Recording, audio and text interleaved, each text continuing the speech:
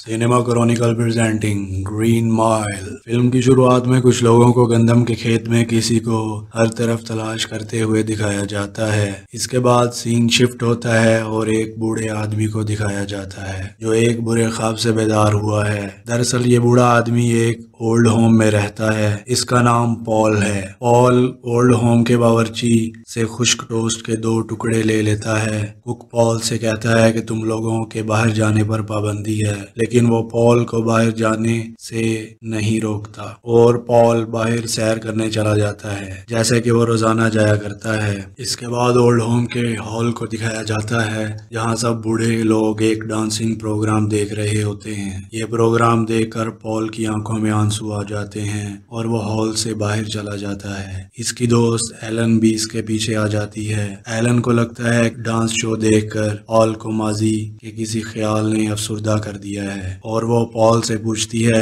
Paul Allen को अपनी कहानी सुनाना शुरू कर देता है। वो एलन को बताता है कि 1930 में वो एक प्रिजन गार्ड हुआ करता था। इस जेल का नाम ग्रीन माइल था क्योंकि इसका फर्श सब स्टाइलों से बना हुआ था। पॉल इसे बताता है कि इसकी कहानी का सबसे अहम वाकया 1935 में पेश आया था। इसके बाद कहानी फ्लैशबैक में चली जाती है। यह 1930 का वक्त है जहां लुजियाना स्टेट प्रिजन को दिखाया जाता है और नौजवान पॉल को दिखाया जाता है जिसे यूरिनरी इन्फेक्शन है और इसे यूरिनेशन में तकलीफ होती है। इसके अलावा दूसरे प्रिजन गार्ड्स जिनमें ब्रूटस, डीन, हैरी और पर्सी शामिल हैं दिखाया जाता है। पर्सी जेल में नए कैदी को लेकर आता है और आते वक्त ऊंची आवाज में डेड मैन वॉकिंग चिल्लाता है और पूरी जेल में शोर मचाता है और दूसरे गार्ड्स को गुस्सा दिलाता है। नए आने वाले कैदी का नाम जॉन कॉफी है। जॉन एक लंबा तड़ंगा मस्कुलर सयाफाम आदमी है। जब पॉल इससे बात करता है तो इन्हें पता चलता है कि इसका बर्ताव एक छोटे मासूम बच्चे की तरह है और जिसे अंधेरे से डर लगता है। जब जॉन को इसके सेल में ले जाया जाता है तो वो कहता है कि इसने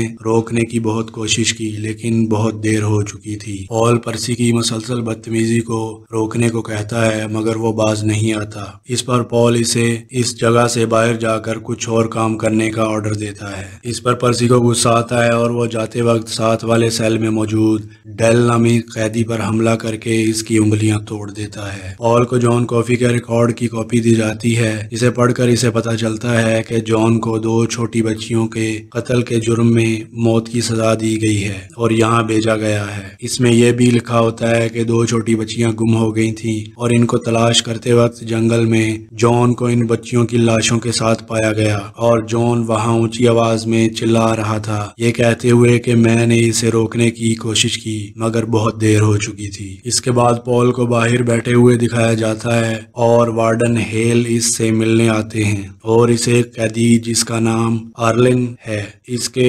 एग्जीक्यूशन के पेपर्स देते हैं और पर्सी के बारे में भी बात करते हैं। वो बताते हैं कि पर्सी गवर्नर की बीवी का भांजा है इसलिए इसकी पहुंच ऊपर तक है। पर्सी एक बेवकूफ और कमीना शख्स है और दूसरे गार्ड्स भी अक्सर इसकी शिकायत करते हैं। हेल ये भी पॉल को बताते हैं कि पर्सी यहाँ से मेंटल हॉस्पिटल में ट्रांसफर ले लेगा क्योंकि वहाँ की सैलरी ज्यादा है, यानी कि इन्हें मजीद पर्सी को बर्दाश्त नहीं करना पड़ेगा। वार्डन हेल ये भी बताते हैं कि इनकी बीवी मलिंडा बीमार है और इसके दिमाग का एक्सरे किया जाएगा ताकि इसकी बीमारी का अंदाजा लग सके। अगले दिन ब्रूटस को कॉरिडोर में एक छोटा चूहा दिखता है जो वहां बने एक स्पेशल सेल में घुस जाता है। ये सेल खतरनाक मुजरिमों के लिए बनाया गया है। गार्ड्स इस सेल में मौजूद हर चीज को हटाकर देखते हैं लेकिन इन्हें चूहा नहीं मिलता। कुछ देर के बाद पर्सी वहां आता है, इसे चूहा दिखता है और गुस्से में इसे मारने के लिए इस पर हमला करता है। चूहा वापस इस सेल में घुस जाता है। पर्सी इस सेल में जाने लगता है और दूसरे गार्ड्स इसे नहीं बताते कि वो पहले ही इस सेल में तलाश कर चुके हैं। पर्सी पूरे सेल की तलाशी लेता है मगर इसे कुछ नहीं मिलता। पॉल पर्सी को डांटता है कि वो कैदियों को तंग ना करे लेकिन पर्सी ये समझता है कि ये कैदी इसी के मुस्तहिक हैं, लेकिन पॉल ऐसा नहीं समझता। इसके ख्याल में ये कैदी रहम के मुस्तहिक हैं क्योंकि ये तो पहले ही मौत का इंतजार कर रहे हैं। लेकिन पर्सी इसकी किसी बात पर ध्यान नहीं देता। इस पर ब्रूटस इसे दबोच लेता है। पर्सी इन्हें धमकी देता है कि इन्हें नौकरी से निकलवा देगा। पॉल पर्सी से कहता है कि अगर आइंदा इसने इस किस्म की धमकी दी तो वो लोग अपनी नौकरी की परवाह नहीं करेंगे और इसे सख्त सजा देंगे। अर्लिन, जिसे कुछ दिनों में मौत की सजा दी जानी है, इसे अपनी फैमिली से आखिरी मुलाकात की इजाजत दी जाती है। इसी दौरान पॉल और दूसरे गार्ड्स इसकी सजा की रिहर्सल करते हैं और सजा वाले कमरे को तैयार करते हैं। वो जेल के एक बूढ़े स्वीपर जिसका नाम टूट है, इसको कैदी मानकर इस सजाए मौत की रिहर्सल करते हैं। पॉल पर्सी से कहता है कि हर चीज को गौर से देखे और सीखे, जबकि दूसरे गार्ड्स इस इलेक्ट्रिक चेयर को तैयार करते हैं।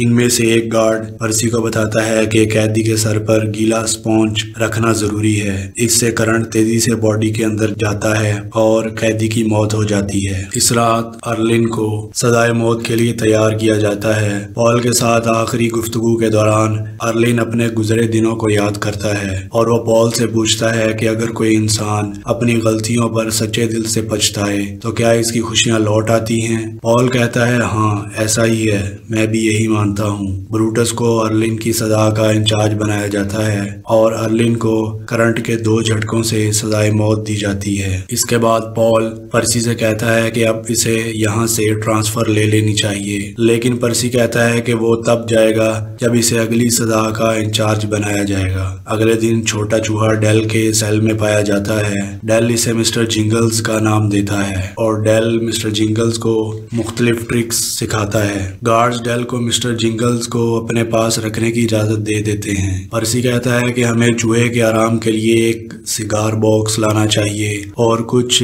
रुई भी लानी चाहिए। पॉल दोबारा वार्डन हेल से मिलता है जो इसे नई कैदी के आने का बताते हैं, जिसका नाम वाइल्ड बिल है, जो कि खतरनाक मुजरिम है और 3 लोगों के कत्ल के जुर्म में इसे यहाँ लाया जा रहा है। हेल इसे अपनी बीवी की बीमारी के बारे में भी बताते हुए रो पड़ता है। हेल बताता है कि इसकी बीवी के ब्रेन में लेमन के साइज का ट्यूमर है जिसे निकाला नहीं जा सकता और जिसकी वजह से इसकी बीवी की मौत हो जाएगी। रात के वक्त पॉल अपने इन्फेक्शन की वजह से बहुत दर्द महसूस करता है और अगले दिन नए कैदी के जेल में आने के बाद डॉक्टर से मिलने का इरादा करता है। पर्सी और हैरी मेंटल हॉस्पिटल में नए कैदी वाइल्ड बिल को लेने जाते हैं, जो कि दवाइयों की वजह से नशे की हालत में लगता है। वाइल्ड बिल जैसे ही जेल में दाखिल होता है, इसे होश आ जाता है और वो गार्ड्स पर हमला कर देता है। वो डीन का गला दबा देता है और बाकी गार्ड्स पर भी हमला कर देता है। पर्सी ये सब देखकर डर जाता है और करीब खड़ा होकर सब कुछ देखता रहता है और मदद नहीं करता।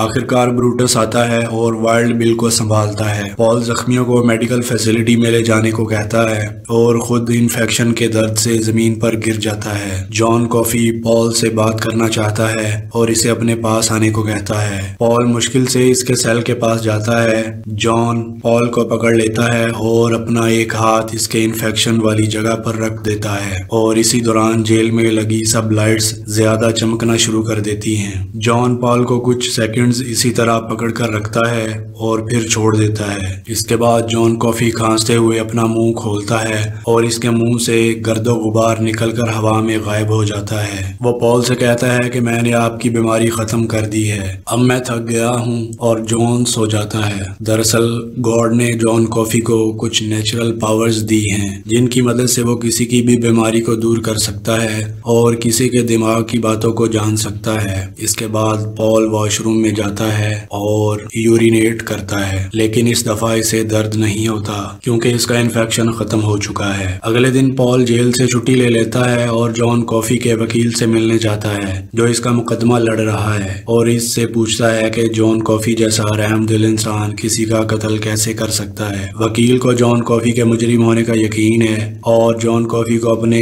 कुत्ते से कंपेयर करता है जिसने पालतू और वफादार होने के बावजूद इसके बेटे की आंख निकाल दी थी। अगले दिन पॉल जॉन कॉफी के लिए कॉर्न ब्रेड लेकर आता है जो इसकी बीवी ने शुक्रिया के तौर पर जॉन के लिए भेजी है। जॉन कॉफी ये ब्रेड डेल और मिस्टर जिंगल्स को भी देता है। जॉन ये ब्रेड वाइल्ड बिल को नहीं देता, जिस पर वाइल्ड बिल गुस्से में आ जाता है और मुख्तलिफ तरीकों से गार्ड्स को तंग करता है। वो कभी हैरी के जूतों पर पेशाब करता है और कभी ब्रूटस के मुंह पर चॉकलेट थूक देता है। गार्ड्स इसे स्पेशल सेल में डाल देते हैं ताकि इसकी अकल ठिकाने आ सके। डेल की सजाए मौत के दिन करीब आ रहे हैं और गार्ड्स डेल से इस बारे में बात करते हैं। डेल इस बात पर परेशान है कि इसके मरने के बाद मिस्टर जिंगल्स का क्या होगा। ब्रूटस कहता है कि हम मिस्टर जिंगल्स को फ्लोरिडा में बने एक माउसविल में भेज देंगे जहां वो खुश रहेगा, लेकिन इससे पहले वो चाहते हैं कि मिस्टर जिंगल्स के करतब सारी जेल का स्टाफ देखे। अगले दिन डेल को शो के लिए एक कमरे में भेज दिया जाता है और पॉल पर्सी को डेल की सजा का इंचार्ज बनाता है और इसे रिहर्सल करवाता है, ये कहते हुए कि वो इसके बाद ट्रांसफर ले लेगा। जब पर्सी वापस आता है तो वाइल्ड बिल इसे पकड़ लेता है और इसे डराता है, जिस पर पर्सी की पैंट गीली हो जाती है और डेल इसका मजाक उड़ाता है। पर्सी को इस पर गुस्सा आता है और वो दिल में इससे बदला लेने का सोचता है। इसके बाद मिस्टर जिंगल्स कॉरिडोर में भाग रहा होता है कि पर्सी इसे कुचल देता है और मिस्टर जिंगल्स मर जाता है। इस पर डेल रोना शुरू कर देता है। जॉन कॉफी चूहे को अपने पास लाने को कहता है। पॉल चूहा इसे दे देता है। जॉन अपनी पावर से चूहे को दोबारा जिंदा कर देता है। ये देखकर दूसरे गार्ड्स हैरान और परेशान हो जाते हैं और मिस्टर जिंगल्स दोबारा डेल के पास चला जाता है। गार्ड्स पर्सी को बताते हैं कि चूहा जिंदा है। पर्सी सोचता है कि ये सब लोग मुझे बेवकूफ बना रहे हैं, लेकिन चूहे को जिंदा देखकर वो गुस्से में आ जाता है। पॉल और ब्रूटस पर्सी को दबोच लेते हैं और इसे कहते हैं कि डेल की सजा के बाद वो यहाँ से ट्रांसफर ले ले, वरना बहुत बुरा होगा। पर्सी डर जाता है और इनकी बात मान लेता है। आखिरकार वो रात आ जाती है जब डेल को सजाए मौत दी जानी है। डेल जाने से पहले मिस्टर जिंगल्स को पॉल के हवाले करता है, लेकिन पॉल कहता है कि वो इसे साथ नहीं ले जा सकता। जॉन कॉफी कहता है कि वो मिस्टर जिंगल्स को आज के लिए अपने पास रख सकता है। डेल को इलेक्ट्रिक चेयर पर बिठाया जाता है और पर्सी इसकी सजाए मौत की सेरेमनी को शुरू करता है। पर्सी डेल से इसके उड़ाए गए मजाक का बदला लेना चाहता है और वो स्पॉन्ज को गीला किए बगैर इसके सर पर रख देता है कि इसे सजा के वक्त तकलीफ हो। डेल को इलेक्ट्रिक शॉक दिया जाता है। इसी वक्त पॉल को स्पॉन्ज के सूखा होने का अंदाजा हो जाता है, लेकिन अब बहुत देर हो चुकी होती है। डेल दर्द से तड़प रहा होता है और चीखता है, जिससे वहां बैठे लोग डर जाते हैं। इसी वक्त जॉन कॉफी अपनी पावर्स की वजह से डेल के दर्द को महसूस कर सकता है। मिस्टर जिंगल्स इसकी मुट्ठी में होता है और वाइल्ड बिल अपने सेल में खुशी से गाना गा रहा होता है। डेल की मौत आसानी से नहीं होती। इसकी बॉडी को आग लग जाती है, लेकिन वो अब भी जिंदा होता है। लोग डर जाते हैं और इधर उधर भागना शुरू कर देते हैं। पर्सी डेल की हालत नहीं देखना चाहता, लेकिन पॉल इसे ये सब देखने पर मजबूर करता है और इसकी आग बुझाने को कहता है। डेल अब मर चुका है। इसके बाद पर्सी ये झूठ बोलता है कि इसे नहीं मालूम था कि स्पॉन्ज भीगा हुआ होना चाहिए। ब्रूटस इसे मारना शुरू कर देता है। पॉल ब्रूटस को रोकता है, ये कहते हुए कि जो होना था वो हो चुका है। हेल वहां आकर इस वाक़े के बारे में पूछता है तो पॉल कहता है कि ये पर्सी की गलती है और अब पर्सी यहाँ से ट्रांसफर लेकर चला जाएगा। अगले दिन पॉल और इसकी वाइफ हेल और मेलिंडा से मिलने जाते हैं, जिसे दिमाग में ट्यूमर है। इसकी हालत बहुत खराब है। पॉल पर्सी के अलावा सब गार्ड्स को लंच पर बुलाता है और मेलिंडा की हालत के बारे में बात करता है और कहता है कि हमें जॉन कॉफी को इसके घर ले जाना चाहिए, शायद वो इसको भी ठीक कर सके। वो सब मान जाते हैं। अगले दिन वो इस प्लान पर अमल करते हैं। वो ड्रिंक्स में नशे की दवा मिलाकर वाइल्ड बिल को पिला देते हैं ताकि वो इन्हें बाहर जाते हुए ना देख सके। इसके बाद वो पर्सी के पास जाते हैं और इसे कहते हैं कि इसे डेल की सजा वाले वाक़े की सजा मिलेगी। वो इसे बांधकर स्पेशल सेल में डाल देते हैं ताकि वो भी इन्हें बाहर जाते हुए ना देख सके। वो जॉन कॉफी के सेल को खोलते हैं और इसे लेकर हेल के घर जाने लगते हैं कि वाइल्ड बिल उठ जाता है और जॉन का हाथ पकड़ लेता है। जॉन इसका दिमाग पढ़ लेता है। इसके बाद वाइल्ड बिल दोबारा बेहोश हो जाता है और वो लोग जॉन को लेकर हेल के घर पहुंच जाते हैं। जॉन मेलिंडा के कमरे में जाता है। पॉल, हेल और दूसरे गार्ड्स भी वहां मौजूद हैं। जॉन कॉफी मेलिंडा की बीमारी को अपने अंदर खींच लेता है और मेलिंडा ठीक हो जाती है, लेकिन जॉन इस बीमारी के गर्दो गुबार को बाहर नहीं निकाल पाता। मेलिंडा जॉन का शुक्रिया अदा करती है और इसे एक लॉकेट देती है। ये सब लोग जॉन को लेकर वापस आ जाते हैं। जॉन बहुत थक चुका है और सो जाता है। पर्सी को इस स्पेशल सेल से बाहर निकाला जाता है।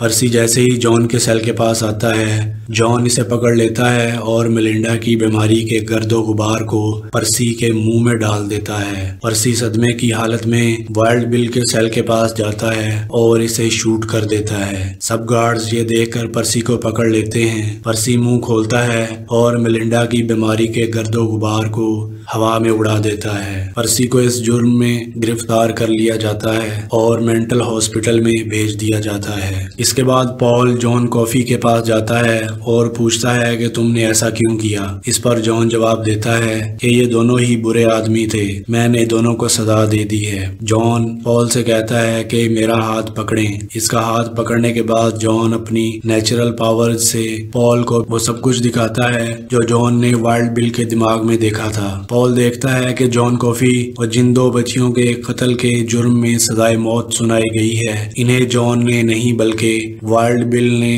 रेप करने के बाद कत्ल किया होता है। अब पॉल ये जान चुका होता है कि जॉन बेकसूर है। वो परेशान है कि अब क्या करे। वो अपनी बीवी से बात करता है जो इसे कहती है कि वो जॉन से बात करे कि आखिर वो क्या चाहता है। अगले दिन पॉल जॉन कॉफी से बात करता है और कहता है कि अगर वो चाहे तो हम इसे जेल से भगा देंगे, लेकिन जॉन कॉफी कहता है कि वो भागना नहीं चाहता। वो अपनी पावर से लोगों की एक दूसरे के दिल में नफरत और दर्द को महसूस करता है, जिससे इसे बहुत दर्द होता है। वो इस सब से छुटकारा चाहता है, इसलिए वो अपनी मौत की सजा से बचना नहीं चाहता। पॉल जॉन कॉफी से पूछता है कि सजा से पहले अगर वो हमसे कुछ चाहता है तो बताए। जॉन कहता है कि इसने कभी कोई फिल्म नहीं देखी, वो फिल्म देखना चाहता है। जॉन कॉफी को थिएटर में वही डांस शो दिखाया जाता है जो पॉल ओल्ड होम में देखकर अफसुर्दा हो गया था। जॉन बहुत शौक से ये शो देखता है और कहता है कि ये फरिश्तों की तरह लग रहे हैं। आखिरकार जॉन की सजा का दिन आ जाता है और इसे इलेक्ट्रिक चेयर पर बिठाया जाता है। सब गार्ड्स की आंखों में आंसू होते हैं और बड़ी मुश्किल से पॉल सजा का ऑर्डर देता है। जॉन कॉफी को शौक लगता है और वो इस दुनिया से चला जाता है। इसके बाद पॉल और बाकी सब गार्ड्स